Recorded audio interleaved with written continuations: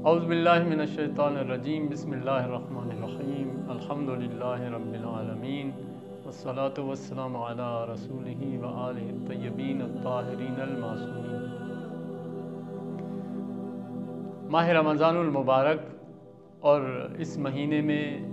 دعا کا موضوع لے کر ہم آپ کی خدمت میں آئے ہیں۔ دعائے ابو حمزہ سمالی جو کہ مفاتیح الجناح میں موجود ہے، اور یہ دعا امام سجاد علیہ السلام نے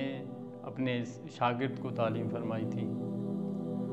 دعائے ابو حمزہ سمالی ایک عظیم تحفہ ہے امام سجاد علیہ السلام کی طرف سے پوری امت اسلامیہ کے لیے، کہ اس دعا میں اتنے عظیم معارف اور مطالب ہیں کہ انسان حیران رہ جاتا ہے۔ لہٰذا ہم نے اس موضوع کو انتخاب کیا ہے ماہ رمضان کے ان راتوں میں، انشاءاللہ مومنین بھرپور استفادہ کریں اس دعا کے عظیم مطالب سے، کیونکہ ماہ رمضان جو کہ خداوند متعال کی طرف سے ایک عظیم تحفہ ہے انسان کے لیے۔ پورے سال میں ایک مہینہ مخصوص انسان خدا کے لیے ہو جاتا ہے، پورا دن گرمی ہو، جیسا بھی موسم ہو، خدا کی رضایت کے لیے، خدا کے حکم کے انجام لاتے ہوئے انسان روزہ رکھتا ہے۔ اور روزے کے جو فوائد ذکر ہوئے ہیں قرآن میں، روایات میں، دعاؤں میں، ان فوائد کے مد نظر کے یہ روزہ ایک تو معنوی اعتبار سے انسان کے لیے فائدہ مند ہے، اور اسی طرح مادی جو فوائد ہیں روزے کے، جسمانی جو روزے کے فوائد ہیں، وہ بھی بہت ہی جو ہے قابل ذکر ہے، کہ جن کو طب کی کتابوں میں اور بہت سی جو ہے وہ جگہ مقامات پر ذکر کیا گیا ہے۔ عزیزان گرامی، خداوند متعال نے ماہ رمضان میں ایک تو معنوی فائدہ حاصل کرنے کے لیے روزے کو فرض کیا ہے، جیسا کہ قرآن مجید میں سورہ بقرہ میں ذکر ہوا کہ اے ایمان والو، تم پر روزے فرض کیے گئے ہیں جس طرح تم سے پہلے امتوں پر فرض تھے، لعلکم تتقون، تاکہ تم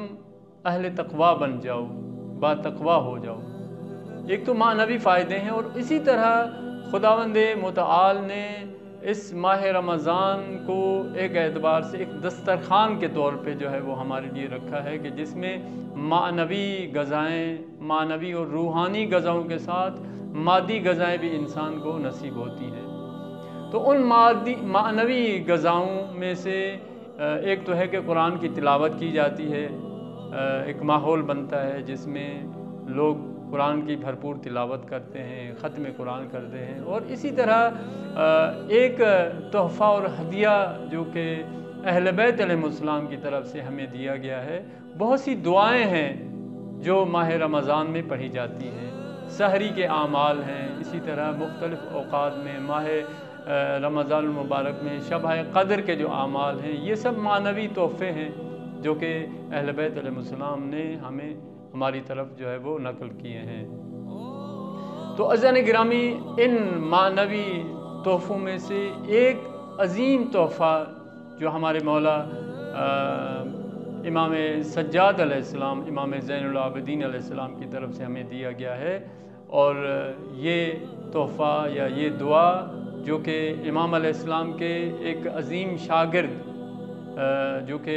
ابو حمزہ سمالی کے نام سے مشہور تھے، ان کے طریقے سے یہ دعا ہمیں ملی ہے۔ اس دعا کا عنوان ہی دعائے ابو حمزہ سمالی ہے۔ مفاتیح الجناح میں یہ دعا نقل ہے، اور سحری کے اعمال میں اس دعا کو رکھا گیا ہے کہ انسان جب سحر کے نزدیک ہوتا ہے تو اپنے آپ کو خدا کے خدا کا قرب حاصل کرنے کے لیے، معنویت حاصل کرنے کے لیے اس دعا کو پڑھے۔ تو انشاءاللہ ان چند جلسات میں ہم اس دعائے حمزہ سمالی میں جو مطالب نقل ہوئے ہیں ان کے بارے میں کچھ باتیں عرض کریں گے، تاکہ مومنین بھرپور انداز میں اس دعا سے استفادہ کر سکیں، کیونکہ قرآن مجید میں دعا کرنے کے لیے بہت زیادہ تاکید ہے۔ جیسا کہ ارشاد ہوا کہ उदऊनी अस्तजिब लकुम, मुझसे दुआ मांगो ताकि मैं तुम्हारी दुआ को कबूल करूं। और उसके बाद फ़ौरन फरमाया कि जो लोग मेरी इबादत से तकब्बुर करते हैं वो जहन्नम में दाखिल होंगे। बस एक एतबार से देखा जाए तो दुआ को इबादत करार दिया जा रहा है, और जो इंसान दुआ नहीं करता यानी वो तकब्बुर कर रहा है, और जो तकब्बुर कर रहा है खुदावंद मुतआल उसे जहन्नुम की जो है एक एतबार से कहा जाए कि बशारत दे रहा है कि वो इंसान जहन्नुम जाएगा। तो इंशाअल्लाह हमारी कोशिश रहेगी कि इस जो एक तूलानी दुआ है, और मामूलन अगर नॉर्मल अंदाज में भी इसको पढ़ा जाए तो 1 घंटा लग जाता है, तो इंशाअल्लाह मोमिनीन भरपूर अंदाज में माह रमज़ान की रातों में या माह रमज़ान के बाद जो है वो अलावा दूसरे महीनों में भी इस दुआ को पढ़ सकते हैं, और बेहतरीन मतालिब जो है वो इसमें लाया। ये इंशाअल्लाह आइंदा जलसात में इसको बयान किया जाएगा। अस्सलामु अलैकुम व रहमतुल्लाहि व बरकातहू।